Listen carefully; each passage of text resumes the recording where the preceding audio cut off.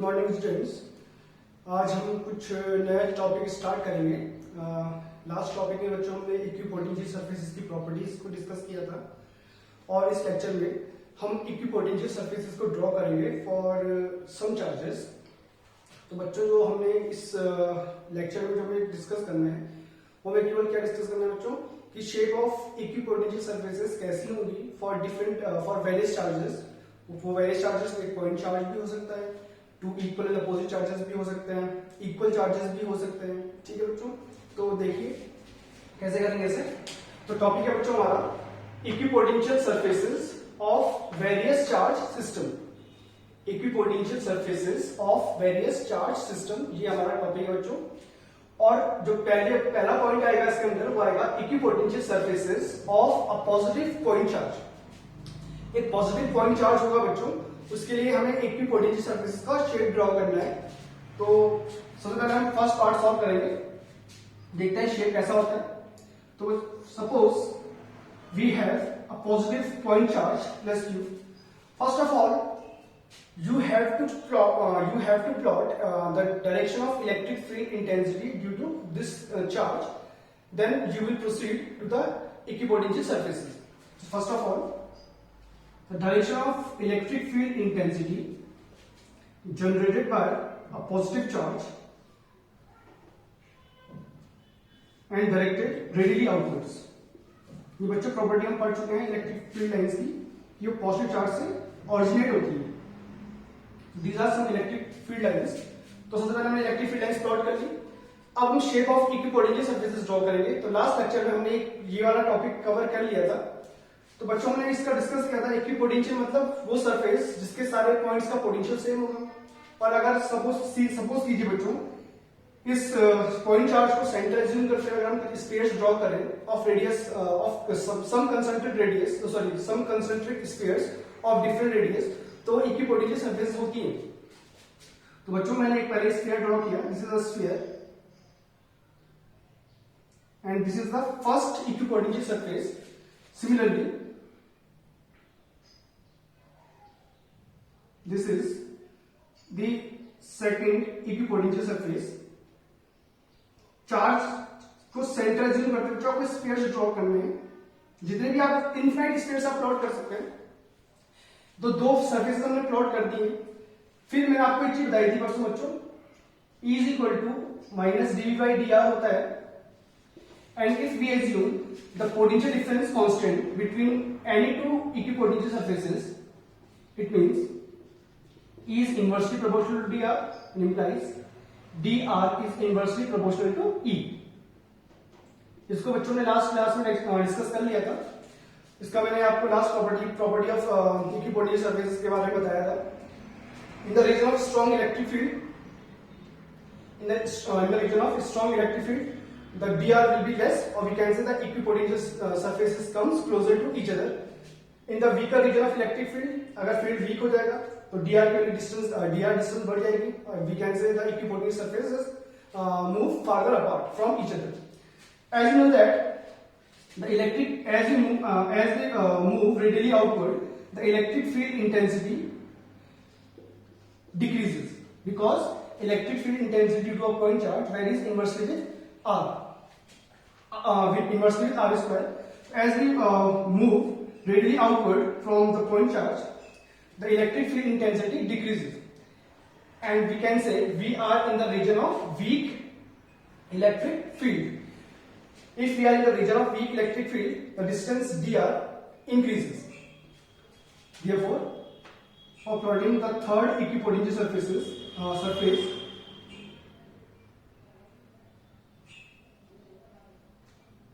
जी बच्चों ये भी स्फेरिकल होगी।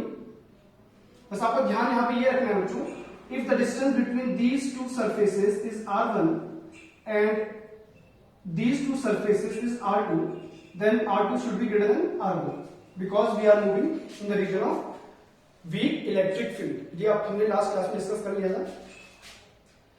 तो तीन सरफेसेस में प्लॉट कर ली, ऐसे आप और भी प्लॉट कर सकते हैं। अगर आप फोर्थ सरफेस प्लॉट करेंगे तो बच्चों को थोड़ा और दूर जाएगी। समझ रहे हो बच्चों, इक्विडिस्टेंस नहीं हो सकती। इक्विडिस्टेंस केवल तभी होगी जब इलेक्ट्रिक फील्ड कांस्टेंट होगा, बट आपको दिख रहा है इलेक्ट्रिक फील्ड वेरी कर रहा है इनवर्सली विद r स्क्वायर। तो जैसे हम मूव कर रहे हैं away from the charge, electric field intensity decreases, or we can say we are moving in the region of weak electric field, hence dr increases. तो अगर आपको फोर्थ सरफेस ड्रॉ करनी है बच्चों, आपको तो डिस्टेंस थोड़ा और बढ़ानी पड़ेगी. Suppose it will be this one.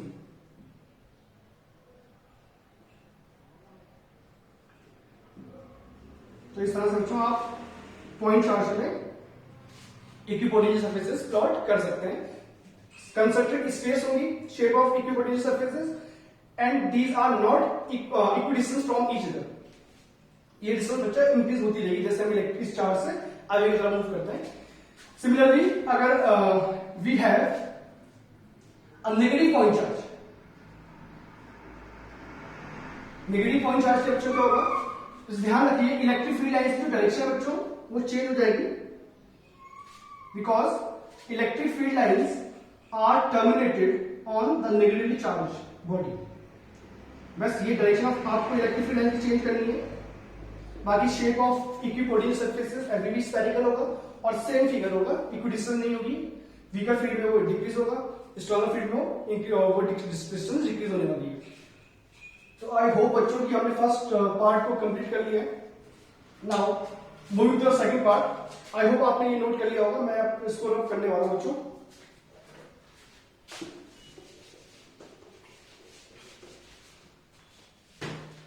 Second is equipotential surfaces of two equal and opposite charge.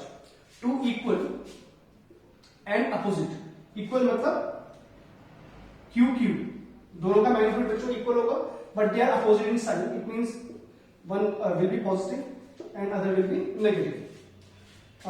This type of combination in which we have two equal and opposite charges, it is an example of electric dipole. Therefore, we have two charges, two equal charges and opposite charges, plus and minus 2, plus q and minus 2. Now first of all, before plotting the equipotential surfaces, you have to draw the direction of electric field lines. As you all know, this is an electric dipole. The electric field intensity, the direction of electric field intensities is like this one.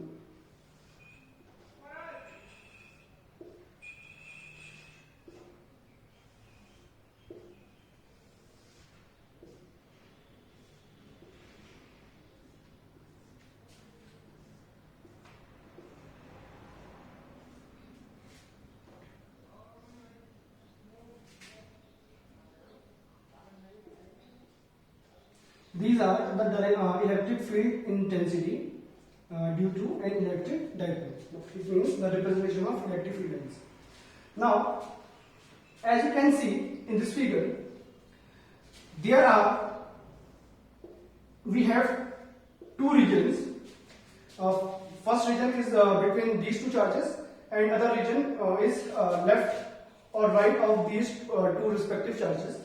As you can see in the figure, here the crowding of electric field lines in this region, the crowding of electric field lines is very dense.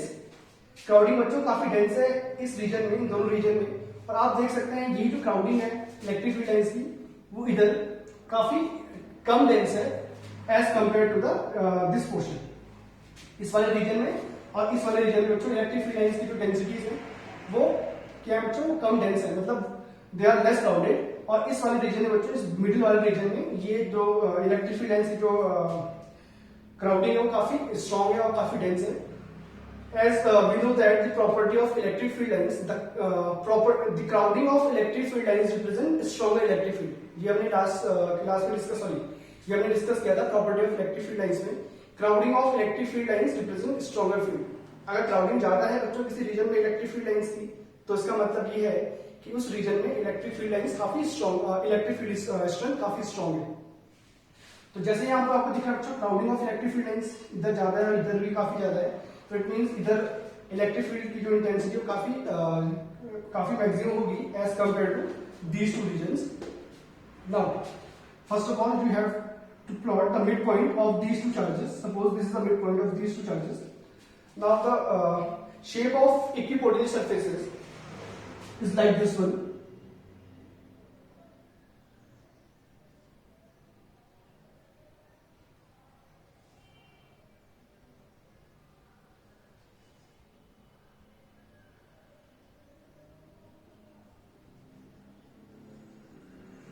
these are the shapes of equipotential surfaces due to the point charge, sorry, due to an electric dipole.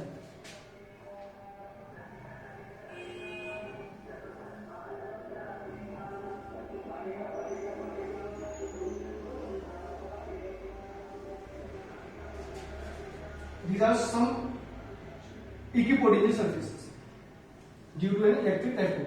As you can see in the figure, the distance between the equipotential surfaces in this region and in this region is much less as compared to that region. This is because this is a region of weak electric field, this one and this one, and using the property dr is inversely proportional to electric field intensity, we can say the equipotential surfaces in this region comes closer to each other, and in that region it will be farther apart from each other. These are the shape of equipotential surfaces. And finally एक और plot कर दीजिए बच्चों.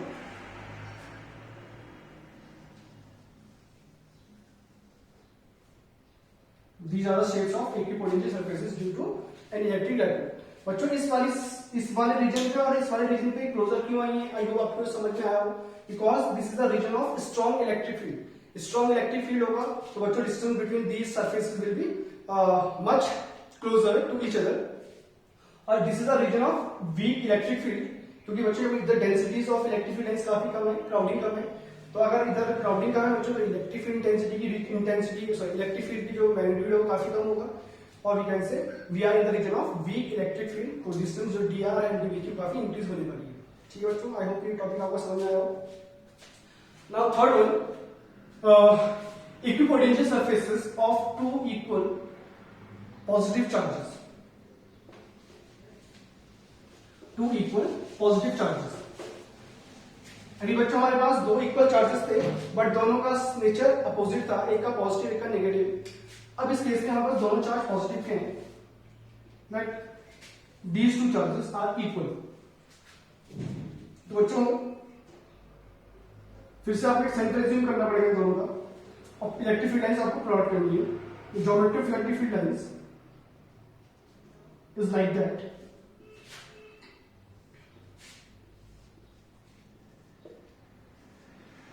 Geometry of electric field lines due to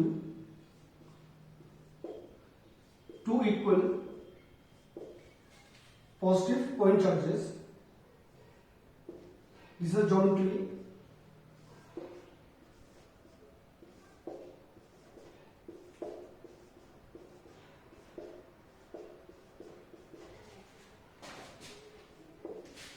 ठीक है बच्चों, ये geometry वो इलेक्ट्रिक फील्ड लाइंस की.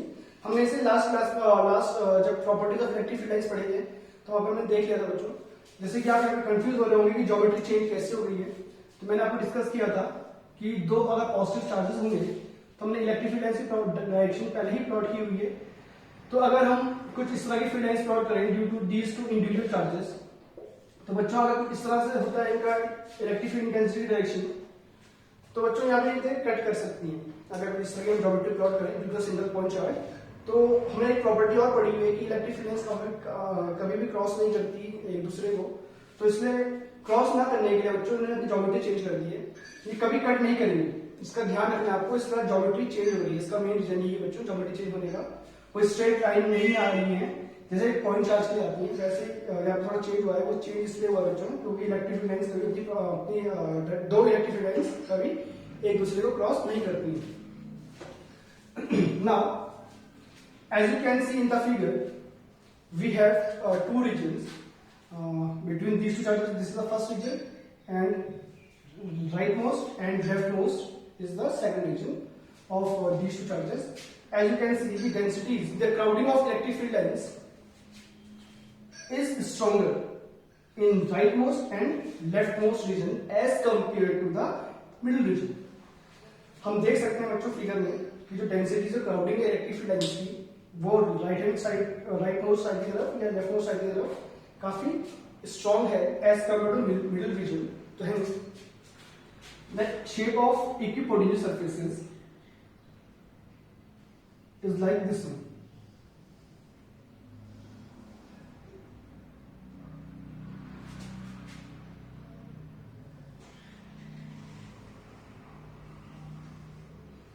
कुछ इस तरह की शेप बनेगी बच्चों। फिर से बच्चों यहाँ पे डिस्टेंस आपको ध्यान रखना है, the distance between two equipotential surfaces is much less as compare to that reason. This is because this is the reason of strong electric field and this is the reason of weak electric field. I hope ये topic आपको समझ में आया बच्चों, कैसे काम किया हमने। जिस रीजन में इलेक्ट्रिक फील्ड स्ट्रॉन्गर होता है उस रीजन में इलेक्ट्रिक इक्विपोटेंशियल सरफेसेस क्लोज आ जाती हैं काफी, और जिस रीजन में इलेक्ट्रिक फील्ड इंटेंसिटी की मैग्नीट्यूड कम होता है तो वहां पे हमारा जो इक्विपोटेंशियल सरफेस है काफी दूर चली जाती है। तो ये इस तरह का ही फिगर है। राइट मोस्ट और लेफ्ट मोस्ट रीजन में फील्ड काफी स्ट्रॉन्ग है और मिडिल रीजन में फील्ड काफी वीक है। तो कुछ इस तरह का शेप बनता है हमारे पास। Now moving to the fourth one, equipotential surfaces for uniform electric field. बच्चों हमने कभी डिस्कस किया था इलेक्ट्रिक फील्ड लाइन्स के बारे में, तो मैंने आपको बताया था कि जो इलेक्ट्रिक फील्ड लाइन जो फील्ड होता है वो दो टाइप का होता है, uniform and non uniform. Uniform field मैंने आपको एक्सप्लेन किया था। यूनिफॉर्म फील्ड वो फील्ड होता है बच्चों जहां पे इस इलेक्ट्रिक फील्ड के हर एक रीजन में इलेक्ट्रिक फील्ड का जो मैग्नीट्यूड और डायरेक्शन सेम होनी चाहिए, और रिप्रेजेंट करना भी सिखाया था मैंने आपको। अगर आपको uniform electric field lines plot करनी है बच्चों तो आपको क्या करना होगा,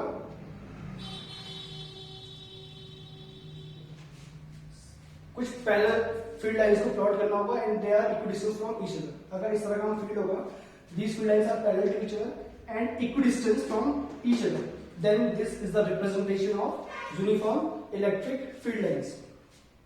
now we have to plot the geometry for the equipotential surfaces. As we know, the property of equipotential surfaces discussed in the last lecture, the main property I was discussed is that the electric field lines crosses normally to the equipotential surface। हमने last class में discuss किया था कि कोई भी electric field lines किसी भी equipotential surface को हमेशा नॉर्मली कट करती है, नॉर्मली क्रॉस करती है। तो बच्चों इस केस में हमें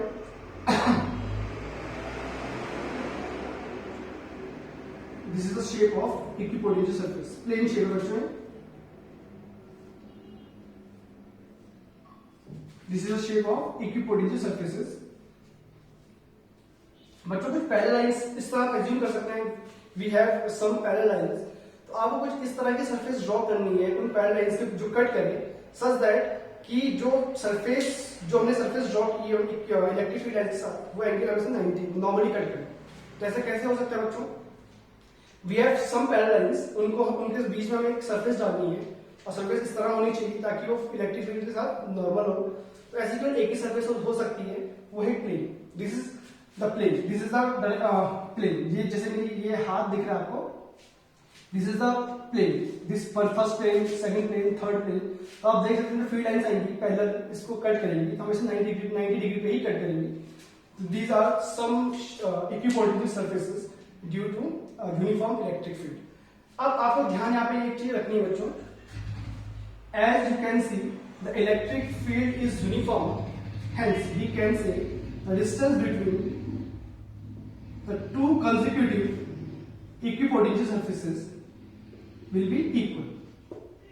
अगर बच्चों the distance between equipotential surfaces first and second is R1 and second and third is R2. If this is a uniform electric field, then we can say the distance between these two surfaces should be equal। आपको बच्चों इनको equal ही place करना है। ये कहां से आया बच्चों, ये आपकी इस वाले फॉर्मूले से dr is equal to inversely proportional to E। अब बच्चों जैसे यहाँ पे हम बात कर रहे हैं इलेक्ट्रिक फील्ड के साथ इनवर्सली प्रोपोर्शनल डिस्टेंस dr, तो यहाँ पे जो इलेक्ट्रिक फील्ड है यूनिफॉर्म है। तो अगर बच्चों इलेक्ट्रिक फील्ड अगर यूनिफॉर्म होगा तो डिस्टेंस भी क्या होगा, यूनिफॉर्म होगा। डिस्टेंस होगा the separation between two equipotential surfaces. आपको ये ध्यान रखना है, यूनिफॉर्म इलेक्ट्रिक फील्ड जब भी हम बात करेंगे इक्विपोटेंशियल सरफेस प्लॉट करेंगे तो आपको एक प्लेन प्लॉट, आपको कुछ प्लेन्स प्लॉट करने हैं और प्लेन प्लॉट्स करने के बाद आपको कट करवाना है प्लेन्स को राइट एंगल पे इन direction of electric field lines के साथ। और ध्यान ये भी रखना है कि the distance between these two consecutive equipotential surfaces will be equal, ये हमेशा इक्वल होंगे। ये नॉन यूनिफॉर्म फील्ड होता तो तब हम इसकी डिस्टेंस चेंज कर सकते हैं आगे पीछे, वो डिस्टेंस बढ़ भी सकती है घट भी सकती है, बट अगर वो यूनिफॉर्म इलेक्ट्रिक फील्ड है तो वो हमेशा इक्वल होंगे। Thank you.